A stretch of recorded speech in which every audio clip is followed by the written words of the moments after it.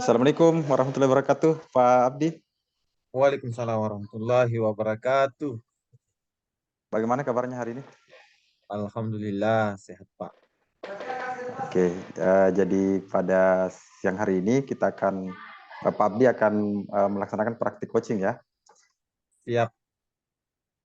Eh, Kira-kira kompetensi apa yang akan ditingkatkan oleh Pak Abdi pada kegiatan coaching pada hari ini? Kompetensi yang ingin saya tingkatkan itu Pak adalah kompetensi pada identifikasi masalah. Di situ saya terkadang blank ya. Saya biasa susah menyambungkan antara pertanyaan yang satu dengan pertanyaan yang berikutnya. Biasa artinya kalau orang bilang tidak nyambung lah. Itu Pak yang saya mau tingkatkan. Iya, iya. Jadi koneksi antara pertanyaan pertama dengan pertanyaan kedua seperti itu ya. Kadang tidak klop ya. Terus kira-kira kalau Pak Abdillah bisa menilai diri sendiri, kira-kira kalau antar nilai dari 1 sampai 10 di skala berapa Bapak sekarang? Mungkin berada di angka 4, Pak. 4. Oke, 4. Eh, untuk kira-kira usaha apa yang Bapak akan laksanakan untuk bisa memperbaiki itu dari meningkat dari 4 kemudian naik? Langkah-langkah yang saya lakukan ya biasa saya melatih diri sendiri di depan Hmm. cermin ya, bicara atau merekam diri sendiri. Kemudian saya biasa melibatkan teman-teman guru di sekolah yang memiliki kemampuan coaching.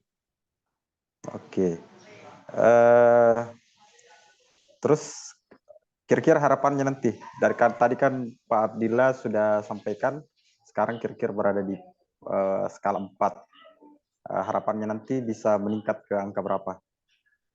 Harapan saya sih ya kalau bisa sampai 9 ke atas lah. 9, masalah. Ya, Insya Allah. mudah-mudahan bisa.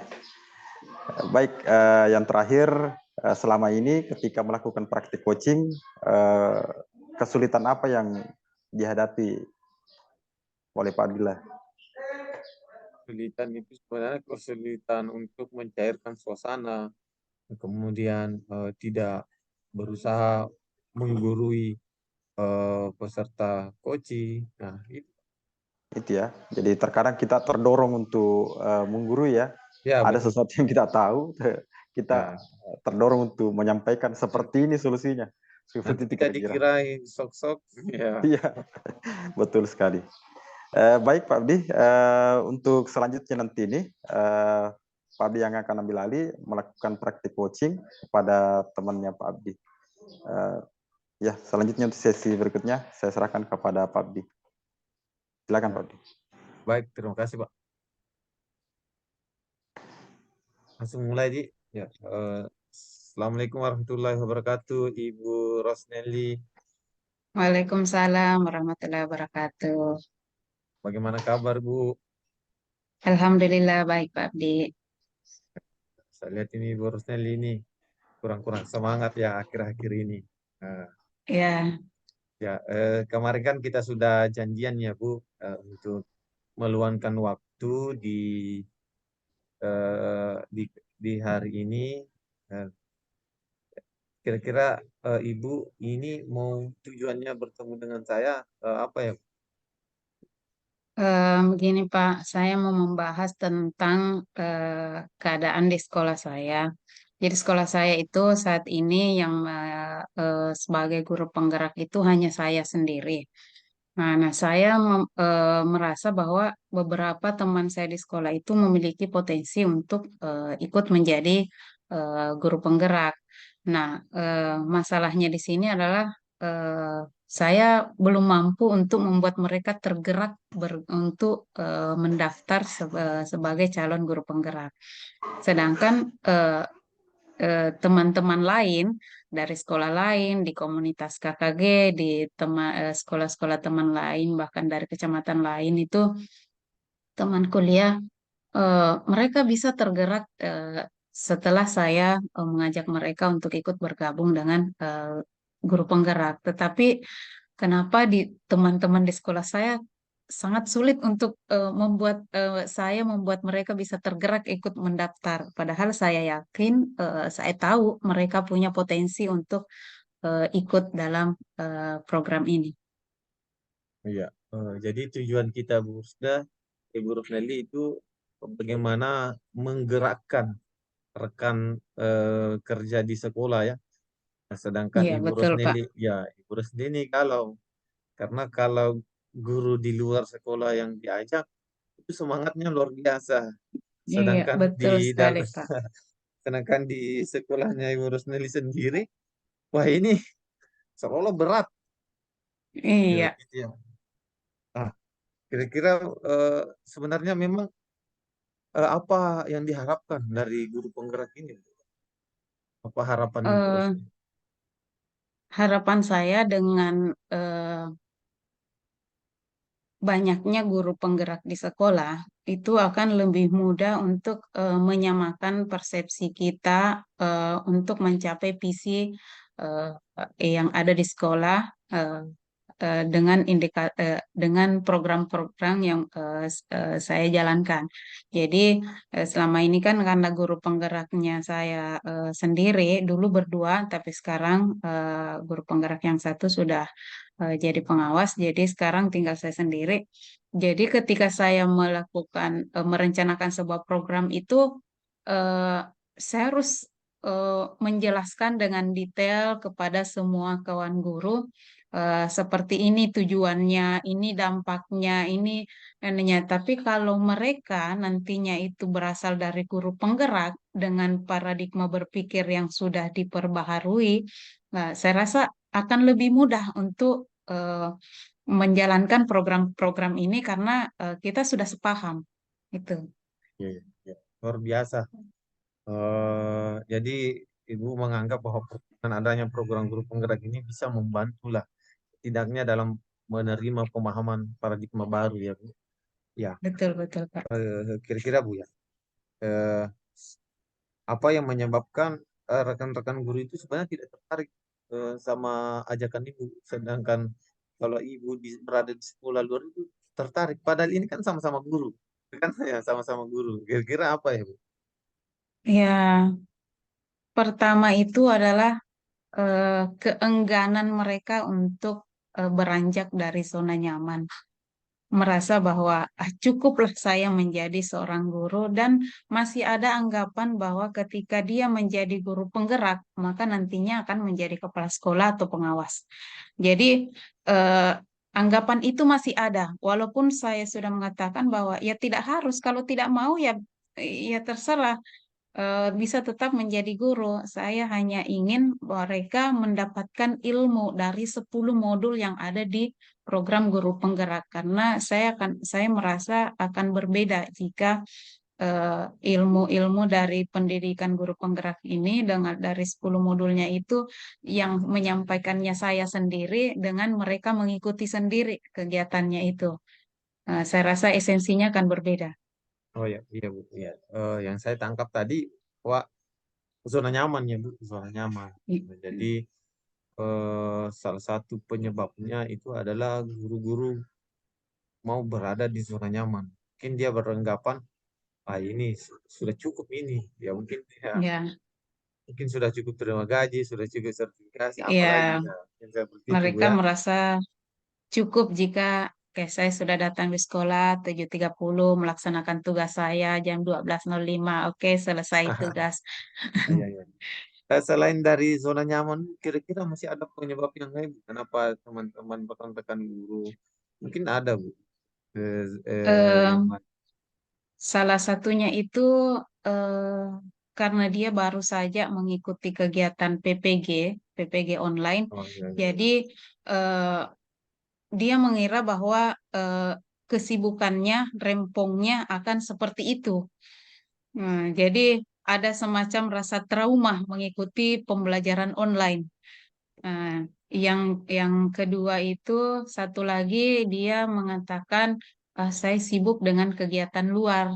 Jadi dia banyak melakukan kegiatan-kegiatan sosial di luar seperti Paskas, BKMT, dan beberapa kegiatan sosial kemasyarakatan. Jadi karena dia juga bertindak sebagai pengurus di sana, dia merasa bahwa saya sudah tidak punya waktu lagi selain dari mengajar dan mengurus kegiatan sosialnya di masyarakat. Ya itu Bu ya.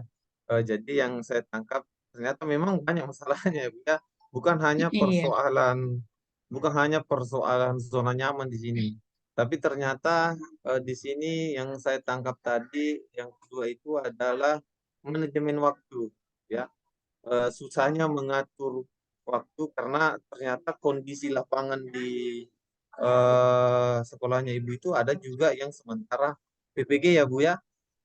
Ya, Sudah selesai sudah PPG-nya, selesai. cuma Cuman masih ada rasa trauma. iya, ya, cuma dia memiliki trauma mungkin ya karena memang tugas Eh, dari eh, eh. PPG itu banyak.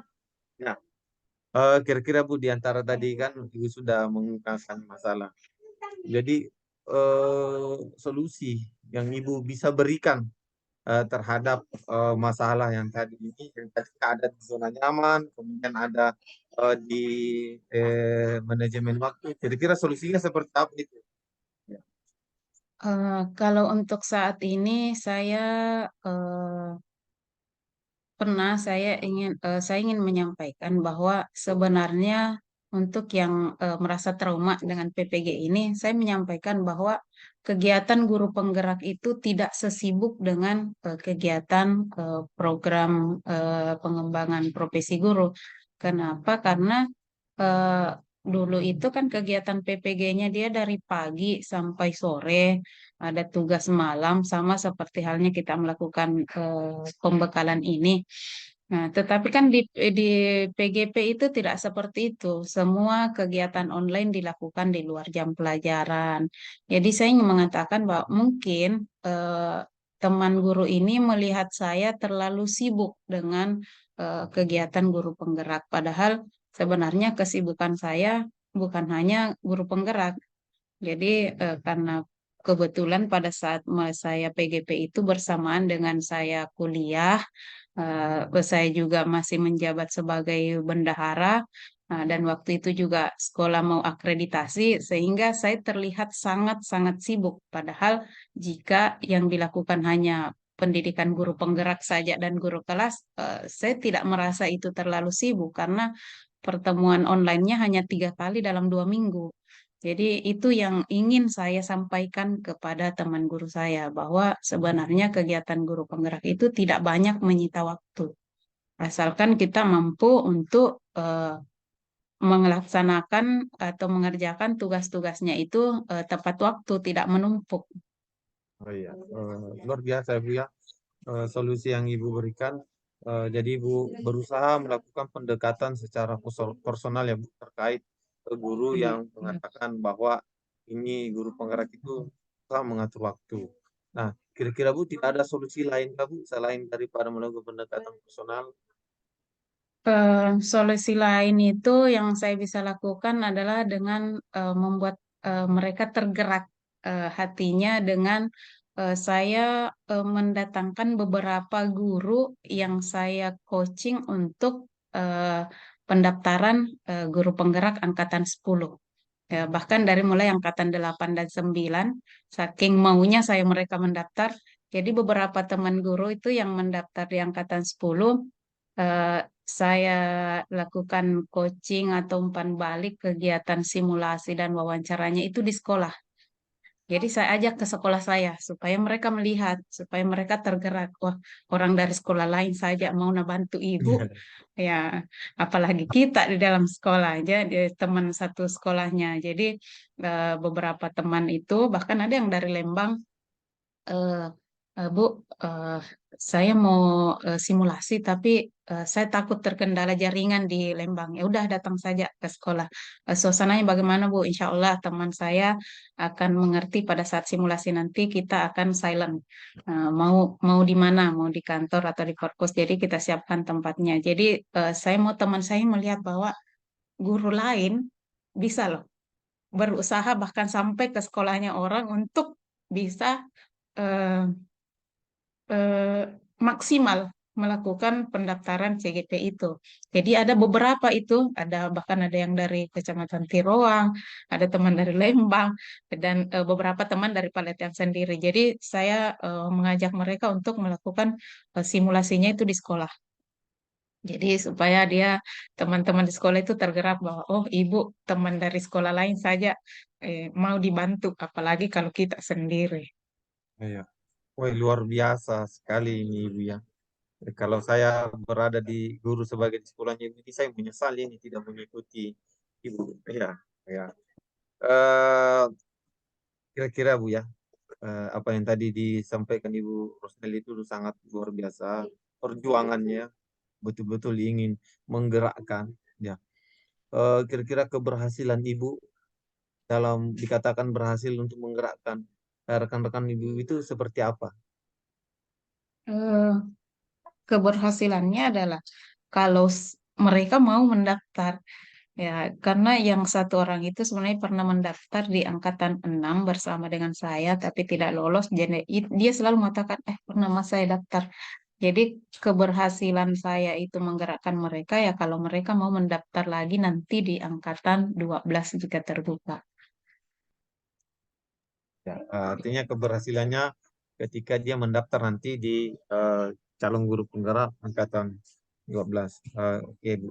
Selain tadi itu yang disampaikan, kira-kira siapa yang Ibu libatkan dalam keberhasilan Ibu dalam mengubah ini? Yang pertama tentunya kepala sekolah karena memang kepala sekolah satu satu keinginan dengan saya juga. Beliau juga sangat ingin guru-gurunya yang lain itu bisa ikut menjadi guru penggerak. Kenapa? Karena sebagai guru penggerak yang sudah memiliki sertifikat sekarang, kita tidak bisa eh, memaksakan kondisi bahwa kita akan selamanya berada di sekolah itu. Jadi kita butuh penerus. Mungkin suatu saat kita akan dibutuhkan di sekolah lain, di mana sebagai pegawai negeri mutasi itu bukan sesuatu hal yang tidak bisa kita hindari. Jadi kepala sekolah ingin juga ada penerus lain sebagai guru penggerak di sekolah. Jadi saya satu visi dengan beliau untuk bisa membuat apa yang saya inginkan ini berhasil. Yang kedua adalah komunitas guru, komunitas KKG saya. Ada beberapa orang juga di sana yang sebagai guru penggerak. Jadi eh, saya merasa bahwa mereka juga akan bisa membantu saya untuk mewujudkan apa yang saya inginkan. Oh ya, Bu. Luar biasa. Begini ya, Bu. Eh, Tadi Ibu sudah memaparkan beberapa hal. Nah, kira-kira eh, bagaimana perasaan Ibu hari ini setelah tadi sudah mengeluarkan apa ya, unek-uneknya ya. Iya, Silakan Bu. betul ya. Mengeluarkan unek-unek permasalahan itu, bahkan tanpa solusi saja itu kita sudah merasa lega. Apalagi kalau kita sudah mendapat sedikit pencerahan untuk langkah selanjutnya dari apa yang kita lakukan. Untuk selanjutnya Bu, kapan Ibu akan lakukan ini? Eh, Rencananya selesai dari kegiatan pembekalan ini, jadi tanggal 29 kita selesai, tanggal 1 itu adalah jadwal pertemuan KKG. Jadi saya tidak akan bosan untuk terus mensosialisasikan pendidikan guru penggerak secara umum di komunitas KKG saya dan secara khususnya di sekolah saya. Ya, Bu. Oke, sebelum kita akhiri, apa yang bisa Ibu simpulkan pada pertemuan kita pada hari ini?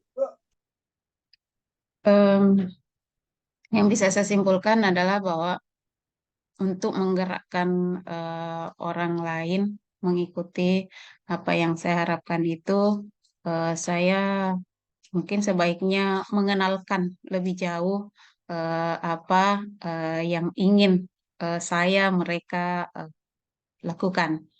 Dia tak kenal maka tak sayang, karena mungkin dia tidak mereka teman-teman saya belum terlalu mengenal apa saja manfaat yang bisa diperoleh sebagai guru penggerak. Jadi mereka belum eh, memiliki ketertarikan untuk menjadi bagian dari pendidikan guru penggerak. Oh iya Bu, semoga apa yang disampaikan Ibu itu memang betul-betul menguatkan pribadi Ibu, begitupun juga dengan pribadi saya. Dan kalau perlu apa yang dipahami Ibu itu bisa menular kepada rekan-rekan gurunya. Amin ya Rabbal Alamin. Saya rasa untuk sesi coaching kita pada hari ini sudah cukup ya Bu. Terima Terima kasih, kasih Pak. ya, terima kasih atas kesempatannya dan kehadiran eh, kehadiran seutuhnya pada sesi coaching kita pada hari ini dengan mengucapkan alhamdulillah, alhamdulillah rabbil alamin. Sesi Alhamdulillahirrahmanirrahim. coaching ini Terima saya kasih tutup. banyak, Pak, atas waktunya. Ya, assalamualaikum warahmatullahi wabarakatuh. Waalaikumsalam warahmatullahi wabarakatuh.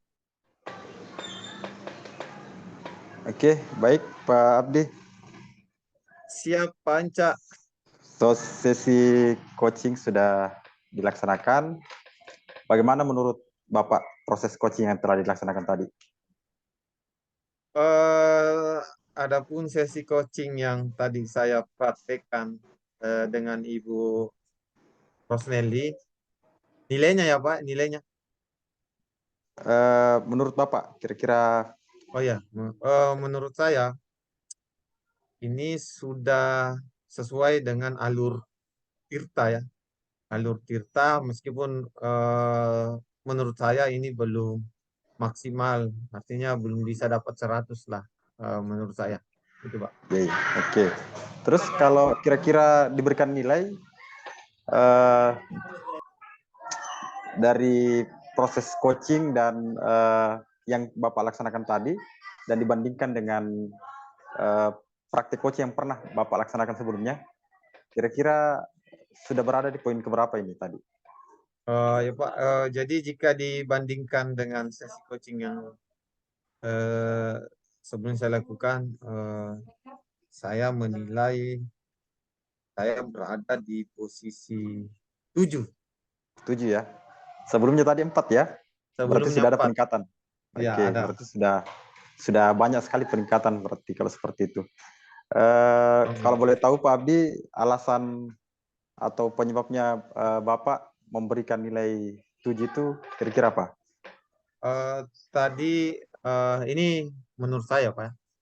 Menurut saya Ibu Rosnelly tadi begitu terbuka ya.